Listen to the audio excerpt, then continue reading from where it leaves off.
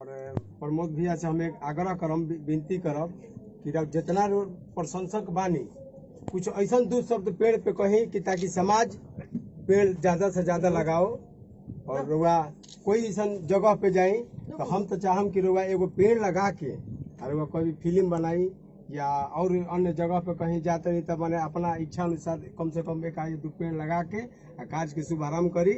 हम यही रुआ से राय ले और रुआ पेड़ पे दो शब्द कही कि समाज आगे। नमस्कार, प्रणाम जी आप सबको। भाई हम प्रमोद प्रेमी बहुत ही बढ़िया रहा बात और बहुत ही अच्छा संकल्प ले ले बनी कि वृक्ष के रोपल एकरा से बड़ा दुनिया में पुण्य के काम कोनो चीज हल ही नहीं।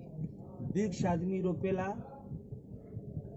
जीवन के तरह एगो वृक्ष बा कि जीवन जी से सेवा तनी असही वृक्ष के सेवा करी।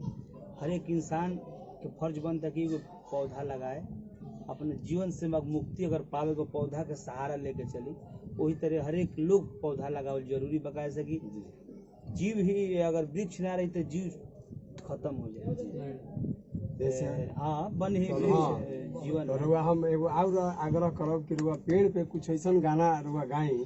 और गाना हमारा बहुत दिल में लागेला, बहुत हमारा प्यार हमारा गाना से लागेला। बिना रब गाना के हम रहबो ना करीला, बहुत रुआ के हम लगाव हमारा से रुआ। तो हम चाहब कि पेड़ पे गाना गा बहुत देती जल्द आप सबके एगो पेड़ पर गाना हम गा बढ़िया एकदम गाय कि समाज जागृत होके। प्रेम से बोलो शंकर भगवान की जय। हर हर महादेव।